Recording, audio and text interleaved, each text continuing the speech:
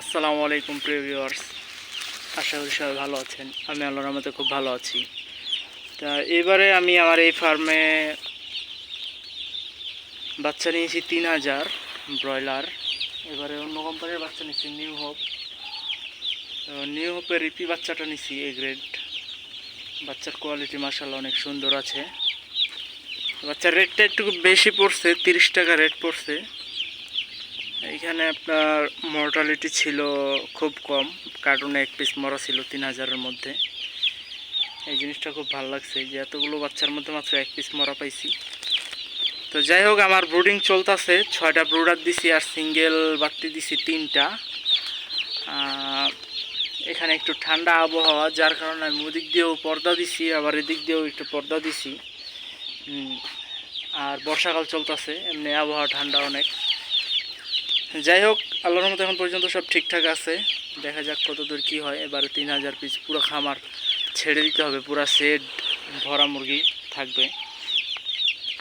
আশা করছি এখান থেকে ভালো কিছু পাবো। গত ব্যাচের লাভ লসটা আপনাদের সাথে শেয়ার করা হয় নাই। তো গত ব্যাচে আমার ভালো টাকা প্রফিট হয়েছে এই খামার থেকে, 87,000 সামথিং, 300 কত জানি। তো যাই হোক, গত ব্যাচের হিসাবটা ক্লিয়ারলি আপনাদেরকে দিব ইনশাল্লাহ একদিন। তো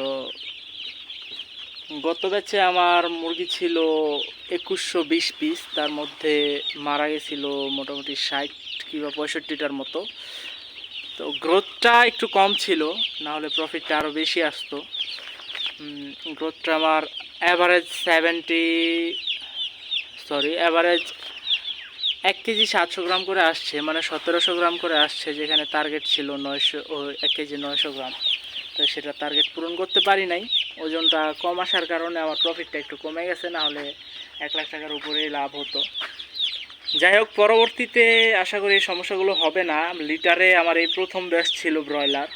এর আগে আমি কখনো লিটারে ব্রয়লার পালন করি নাই, যার কারণে একটু সমস্যা হয়েছে লিটার ম্যানেজমেন্টটা। লিটারটা প্রচুর পরিমাণে নোংরা করে ফেলতো, যদিও আমি ডেইলি লিটারটা নাড়াচাড়া দিতাম। তো লিটার নাড়াচাড়া দেওয়ার আমি একটা র্যাকারও বানাইছি, এটাও আপনাদেরকে দেখাবো পরের ভিডিওতে। তো আশা করি সবাই বুঝতে পারবেন বিষয়গুলো দেখে, যে ব্রুডিংয়ে কি করা লাগে। আর ব্রুডিংয়ে আমি যে মেডিসিনগুলো দিই সেগুলো আগের ভিডিওগুলোতেও শেয়ার করছি। আবারও বলি, আমি এন্ড্রোফ্লক্সাসিন আর রেনামক্স আর হচ্ছে রেনামক্স যেটা অ্যামক্সাসিলিন গ্রুপ যেটা, আর সাথে পিএইচ দিয়ে ব্রুডিং করি। এই 3টা মেডিসিনে আমি 4 দিন চালাই। তো আপনারা এভাবে ব্রুডিং করতে পারবেন। যদি অন্য কোম্পানির কোনো মেডিসিন থাকে সেগুলো দিয়েও হবে, এমন না যে হবে না, অ্যান্টিবায়োটিক হলেই হয়।